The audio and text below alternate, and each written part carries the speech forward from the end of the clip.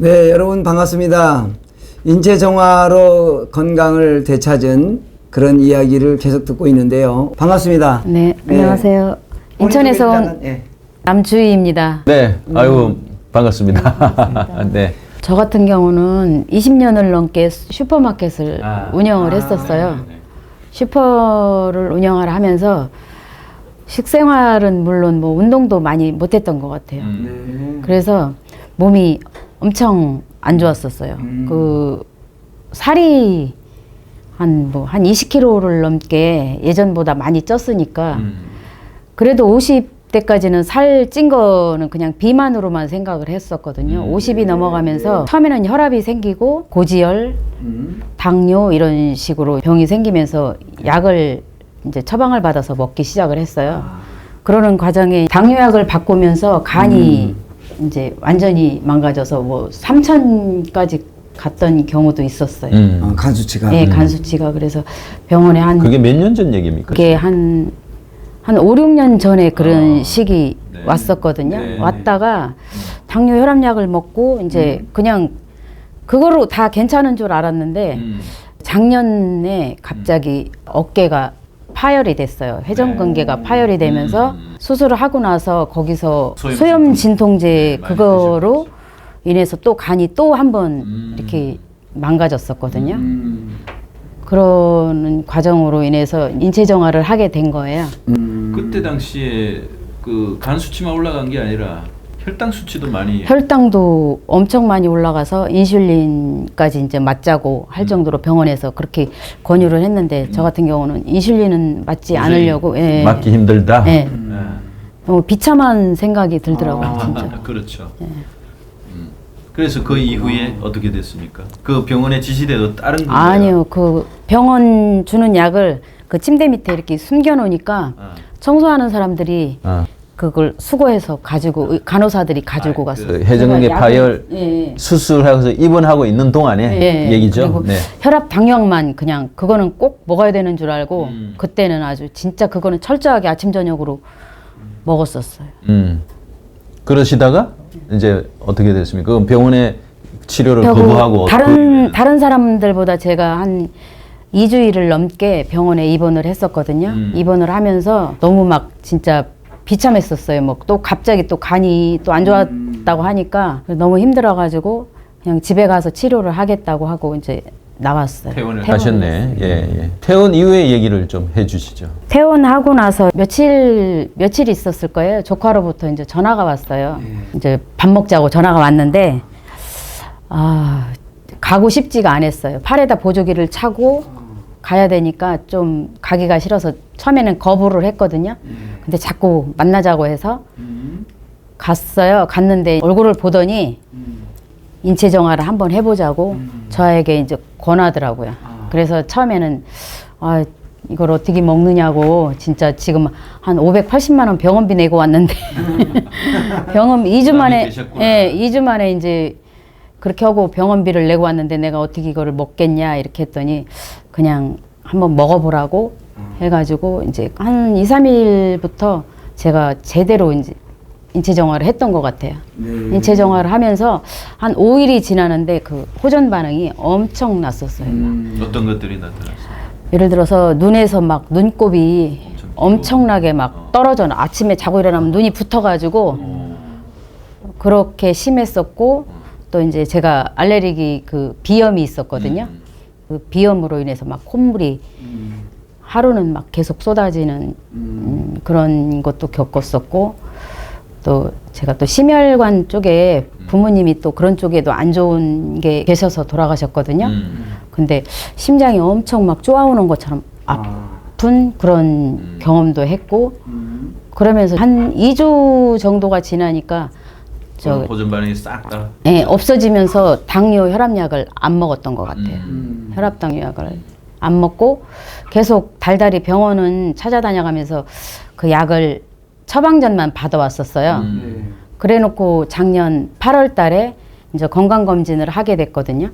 근데 건강검진을 하는 과정에 B형 항체가 생겼다고 선생님이 얘기를 해주시더라고요. 항체가 없었어요. 네. 그런데 이런 변화를 보면 그 주치 의사분들은 되게 신기해 하셨을 것 같은데. 근데 선생님이 그러시더라고요.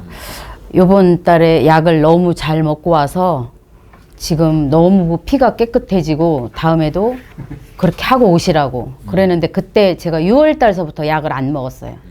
6월 달에 지금 받아다 놓은 건강검진 받은 건 몇 달? 8월 달에. 8월이고 그러니까 예. 2달 동안 약 안 먹고 예. 인체정화를 한 거네. 예. 사실은. 했는데 10월 달까지는 병원에 가서 처방전을 받아다가 약은 안 타고 처방전만 받아왔었는데요.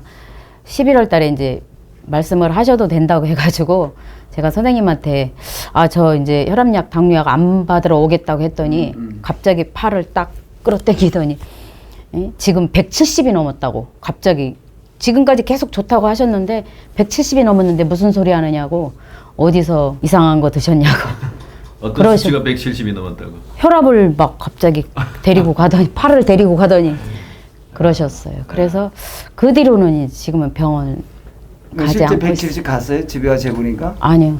아니요. 저희도 이제 혈압기를 사다 놨었거든요. 근데 뭐 110, 120 조금 많이 나오면 130까지 이렇게 위에 혈압이 예, 인체 예. 혈압은 안정됐고. 예, 예. 그 혈압약을 그런데- 안 드신 상태에서 그게 유지된다는 거죠. 그런데 이제 선생님은 170이라고 막 갑자기 겁을 주셨네. 그러기 전까지는 그런 소리 안 하셨어요. 약 잘 피가 드셨냐고 맑아지고 막 이랬다. 제가 이제 약 안 먹고 오늘부터 이런다니까. 약을 안 받아 가겠다고 하니까 그 말씀을 하시더라고요.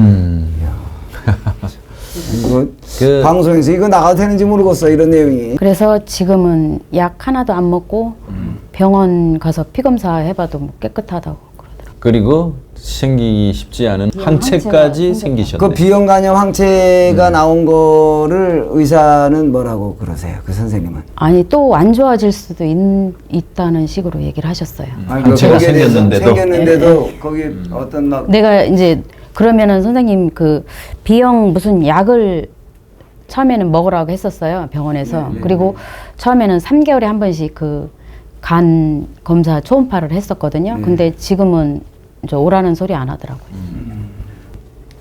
강체가 만들어졌는데 다시 항체가 없어질 수 이거는 뭐 있다 이런 비슷한 얘기를 잠복을 하고 있다가 나올 수도 있다고 그런 식으로 하시더라고요. 네, 그게 맞는 얘기예요, 원장님? 잠복을 의사들은- 하고 있다. 항체가 안 만들어지면 그래요. 일단은 그 비형 간염 바이러스에 확률은 매우 대해서는 낮은데 이제 의사들은 공포에 의해서 계속 환자를 유도해야 돼, 끌고 가야 되니까 야, 만에 이게 하나를 참 정말 얘기하신 그건 것 같아요. 저는 이제 오늘 남주희님 얘기를 들으면서 이게 현대의학의 관리를 받는 40대, 50대를 거치는 분들의 가장 전형적인 네. 과정이지 않을까. 야, 그러니까 우리가 이제 40대 이후에 대사력이 떨어지면 처음에 고지혈 혈압약부터 먹게 되죠. 네. 그 세월이 지나면서 당뇨약도 먹는 경우가 많고 이렇게 순차적으로 약의 종류가 늘어난다. 근데 이번에는 이제 그런 약을 복용하는 과정에서 간 수치가 안 좋으니까 간약도 먹고 또 그 과정에서 당 수치가 너무 올라가니까 인슐린을 맞으라. 근데 일반인들은 그런 과정에서 의사의 권고를 하다 보면 이게 나의 운명인가 보다 하고 다른 대안이 없으니까 그걸 그냥 무심코 받아들일 거예요. 이제 체념하듯이. 그래서 우리 한의원에 가장 해독을 많이 하러 오시는 분들이 이런 절차와 과정을 거친 60대, 70대 분들. 나도 모르는 사이에 약이 한 주먹이에요. 그런 분들은 물만 먹어도 살이 쪄고 요즘처럼 조금만 습기가 껴도 그냥 몸이 천근만근 무겁고 삶의 질이 완전히 늪으로 이렇게 빠지는 것처럼 완전히 엉망이 되는 뭐 이런 게 너무나 많지 않습니까? 예, 맞아요. 그러니까 지금 당화혈색소도 변화가 있었다고 그러는데 몇 달 만에 얼마큼 변했어요? 한 달 됐었어요. 그 인체정화하고 한 달 됐을 때 6월 달에 시작해서 아니요 4월 달부터 4월 제가 달부터 했어요? 해서 6월 달에 갔는데 선생님이 당화혈색소가 떨어졌다고 하시면서 약 잘 먹고 오셨다고 그랬어요. 얼마에서 얼마로 떨어진 거예요? 8.5에서 그때 6.0으로 떨어졌다고 했어요. 8.5에서 떨어진 거예요? 거의 정상이 되셨네. 그때 같은 경우는 엄청난 변화. 약을 오전에도 아침에도 먹고 저녁에도 먹었어요. 당약을. 약도 먹으면서 인체정화도 했네 그때는. 처음에는 4월에서 6월까지는. 아니요. 약을 한 일주일이 지나니까 어지럽더라고요. 그래서 저혈당이 오죠. 그렇지. 네, 예. 조카분한테 인체 정화할 때 물어보니까 약을 먹으면 저혈당이 올 그래서 수밖에 제가 없을 수 있죠. 주머니에다가 사탕을 넣어가지고 다녔었어요. 운동할 때도 그랬는데, 예, 막 자꾸 어지러우니까 그래서 제가 조카분한테 전화를 해서 물어봤더니 아 그러면은 잠깐 끊으셔도 될 것 같다고 얘기를 하시더라고요. 조카분이. 그래서 이제 그때부터 안 먹고 자, 그럼 가서 정리 좀 한번 해봐봐요. 그러니까 4월 달에 시작한 거니까 4월 달에 시작을 해서 그쵸? 수술은 몇 달에 했어요? 3월 달에. 아, 3월에 수술하고 4월 달에 조카를 만나고 시작을 해갖고 6월까지 하고 또 8월 달에 갔다 그랬잖아요. 그죠? 근데 6월 달에 벌써 8.5에서 6 정도로 2달 만에 예, 떨어졌어요. 당화혈색소 HbA1c 수치가 내려갔고 8월 달에 갔더니 비형간염 항체가 나왔고 이런 얘기로 정리하면 될까요? 거의 그렇죠. 지금 방금 말씀 속에. 근데 약은 4월 달에 일주일 정도 하면서 그 이후부터는 모든 약을 다 끊고 시작했다 이런 예, 얘기예요. 일주일 정도 먹고 안 먹었어요. 그러니까 의사 선생님은 약을 잘 먹어서 먹고 운동 당화혈색소도 열심히 이렇게 좋고 하고. 피도 맑아졌네요. 네. 그러니까 8월 달에 와서는 간염 항체까지 나오니까 이거는 아니 잘 먹고 운동 열심히 한 줄 알더라고요. 그런데 이제 의사분들은 자기 시키는 대로 해서 그렇죠. 이제 약은 안 좋아진 줄 먹고 알겠어요. 했었었는데 그런데 이제 물론 다시 잠복해 있다 또 나타날 수 있다라고는 말씀을 했지만 일단 비형간염 항체가 한번 만들어지면 사실은 항체라는 건 영구 기억인데 예, 쉽게 같은 바이러스에는 그렇죠. 예. 그렇죠? 예. 만에 하나에 대한 것을 얘기하는 만에 하나는 이제 다른 바이러스에도 감염이 뭐 B형 말고 또 다른 뭐 A, C 뭐 이런 것들이 같이 있을 수 있으니까 그거는 뭐 그다음 얘기고. 자, 그러면 여기서 사실은 이제 남주인님이 어깨가 회전 근개 파열이 되기 전부터 사실은 혈액이 오염이 왔었고 그래서 고지혈, 고혈압, 당뇨 또는 이제 간까지 안 좋았단 말이에요. 그런 상태에서 이제 무리를 또 하다 보니까 이제 여기 이제 근육에 이제 파열이 왔어요. 예. 그 혈액의 오염 이 부분에 대해서 원장님 많은 분들이 그런 걸 지금 깨닫고 있을까요? 그런 약을 드시고 회전근개 파열이 와서 수술을 하면서 네. 또 소염 진통제를 먹고 이러면서 이제 몸이 급격히 장이 더 나빠지고 나빠지신 것 같아요. 피가 걸쭉해지면 고지혈, 고혈압이라고 이해하시면 되고 피가 끈적거리게 되는 것은 고혈당. 고혈당, 당뇨로 발전될 수 있다. 이렇게 정리가 되면 되는데 지금 오늘 나오신 우리 남주인님. 60세 되신 남주인님은 그 두 가지를 같이 갖고 있었어요. 그러니까 걸쭉한 피에 끈적거리는 피까지 있으니까 여기 파열도 빨리 된 데다가 파열도 된 데다가 이거는 더 안 붙죠. 이러면 잘 안 붙죠. 아무래도 상처가 더 아무는데 더 시간이 걸릴 수 있죠. 네. 수술 후유증이 오래 갈 수 있죠. 그렇죠. 네네. 예. 그런 상태에서 그렇다면 가장 큰 원인은 20년 동안 슈퍼 하시면서 생활이 무질서했었다 또는 과로했었다. 밤에 늦게까지도 하셨을 거 아니에요. 막. 12시까지 밤 가게 12시. 그럼 뭐 보통은 집에 가서 자면은 2시 넘었어요. 그럼 2시 넘고 그럼 그리고 배고프면 뭐도 뭐 잡수시지 식사도 않으세요? 뭐 그 시간에 뭐 먹고 자고 그랬어요. 주무시고 예. 그러니까 여러분 피곤하고 과로하고 음식도 또 그냥 밤에도 드시고 이런 상태에서 고지혈, 고혈압, 고혈당, 당뇨 이런 것들도 같이 왔고 이제 장 기능도 나빴으니까 아무래도 면역도 정상이 아니었을 것 같아요. 그러니까 한번 그런 그 비형 간염에 감염이 됐을 때 면역만 정상이라면 사실 항체를 만들어낼 수 있는 거죠. 근데 면역도 좋아진 거라고 이렇게 이해하면 되겠죠, 원장님? 네. 어떻습니까? 네. 항체가 쉽게 생기는 게 아닌데 네. 그 항체가 생겼다는 것은 우리 면역 세포가 정상적인 작동을 했다. 그렇죠. 그러니까 NK 세포가 살아난 거죠. 그러려면 정상으로. 걸쭉한 피와 끈적거리는 피가 맑아져야 되는 거죠. 그 현상이 일어나겠죠. 어떤 특정한 걸 먹었기 때문에 무슨 뭐 고혈압, 당뇨 이런 게 낫는 게 아니라 생활 습관도 바꾸고 그리고 이제 기왕이면 우리 몸에 피를 더 이상 오염시킬 수 있는 것들을 우리가 섭취하지 않으면서 그러면서 이제 일정 기간 동안 우리 몸이 스스로 회복할 수 있는 이런 인체정화 프로그램 같은 것들을 진행을 시키게 되면 지금 말씀 주신 대로 혈액이 걸쭉한 게 없어지고 끈적거리는 게 없어진다는 건 혈압이 내려올 수 있는 조건이 이제 갖춰지기 시작하는 거 아니겠어요? 쉽게 얘기하면. 그렇죠? 예. 그러면 이제 단순하게 피만 오염된 게 아니라 당뇨까지 생각한다면 혈액의 오염으로 인해서 세포의 인슐린 리셉터도 이분은 오염된 케이스 아닐까요? 원장님? 맞습니다. 네. 어떠세요? 수용체의 오염으로 인해서 인슐린이 제대로 작동 안 하는 그렇다고 그런 보면 상태. 아직까지는 췌장의 문제는 아직은 아니었었던 것 아니죠. 같아요. 그죠? 췌장에서 인슐린 인슐린을 만드는 것까지는 아직 문제가 없는데 예. 만들어진 인슐린이 수용체가 오염이 됨으로써 그렇죠. 제대로 작동을 안 하는 그 과정에서 이제 고혈당이 생긴 케이스라고. 그러니까 비만으로도 갈 수 있는 거죠. 뚱뚱해지는 당뇨, 우리가 뚱뚱해지는 당뇨, 마르는 당뇨 이렇게 했거든요. 그러니까 이분은 췌장은 비손상 상태고, 그러니까 혈액의 오염과 세포의 오염, 찌들어진 거죠. 말하자면 인슐린을 받아들이는 수용체가 거기가 작동을 안 하니까 인슐린이 어쩔 수 없이 포도당을 세포 지방세포로 변화시켜주는, 맞습니다. 예, 이런 쪽으로 전환을 해서, 그래서 우리 몸이 자구책으로 우선은 뚱뚱해지게끔 만들어가는 이런 당뇨라고, 당뇨라기보다는 고혈당증이죠, 사실은요. 저는 남주인님을 보면서 아주 용기 있다고 생각한 부분이 네. 이제 병원에서 인슐린 주사까지 맞으라고 했을 때 그걸 어쨌든 거부하고 박차고 나왔단 말입니다. 예. 근데 현실에서는 이럴 확률이 매우 낮아요.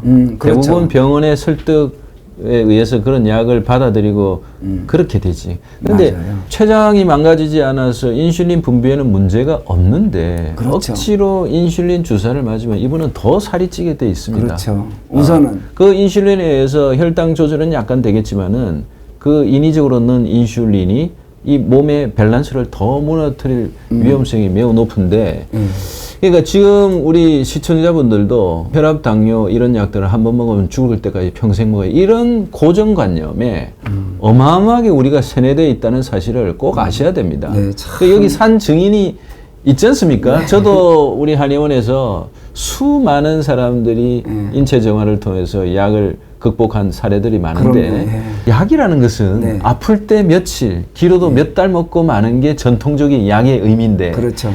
요즘 개발되는 현대의 약들은 죽을 때까지 평생, 그건 다른 면에서는 약이 아닌 것이죠. 맞아, 약이 아니고, 약은 나으라고 먹는 거죠. 그렇죠. 예. 근데 우리가 혈압, 당뇨, 고지혈 약을 여행 가거나 어디 뭐 집을 떠날 때 그거부터 챙기지 않습니까? 네네네, 맞아요. 그 약을 1년도 2년도 아니고 10년, 20년을 아침, 저녁으로 그렇게 꼬박꼬박 소중하게 지켜가면서 먹은 결과가 그 혈압, 당뇨에서 벗어나냐 이 말이죠. 맞습니다. 그러니까 원인도 고려하지 않고, 그리고 또 실제로 그 현재 상태, 혈액에 오염된 것들을 어떻게 깨끗하게 할 것인가에 대한 그런 정리는 현대의학은 어떻게 확실하게 솔루션을 갖고 있지 않지 않습니까? 그러니까 현대의학은 환자의 컨디션이나 비만이나 뭐 이런 것들은 고려치 않습니다. 네. 오로지 약에 의해서 수치만 조절되면 오케이, 예. 나는 할 일을 다 했다. 예. 그 사람의 삶의 질은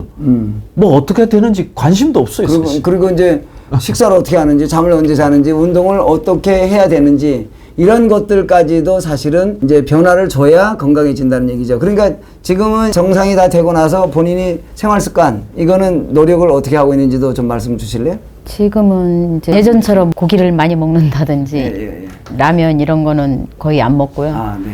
뭐 현미밥에 이렇게 야채 위주로 이런 식으로 이제 식단을 거의 다 바꿨어요. 그 집 식구들까지도. 그러니까 식구들도 다 좋아졌겠네. 예, 남편이 많이 좋아졌어요. 그리고 이건 제가 축복이야. 제가 좀 화가 되게 많았었어요. 아, 화가 근데 그게 이제 많이 없다고 그 얘기를 하더라고요. 성격이 좋아진 거죠.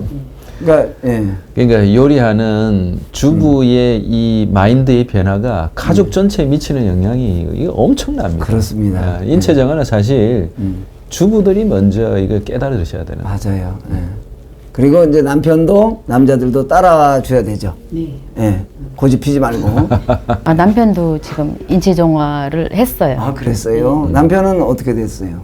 남편은 원체 건강한 체질이라서 건강한 체질이세요. 진짜 한 밥 먹는 걸 한 1시간씩 먹으니까 아, 천천히 드시는구나. 그 전에도 그랬어요? 예. 야, 항상 저만 바빴어요. 아, 그랬구나. 이게 근데 조금 나쁜 걸 드시더라도 그래 꼭꼭 씹으면 그 독소가 좀 덜 해져. 그렇게 하셨는데도 남편도 인체 정화하니까 뭐가 좋아져요? 근데 하고 나니까 술 맛이 더 좋다고 하더라고요.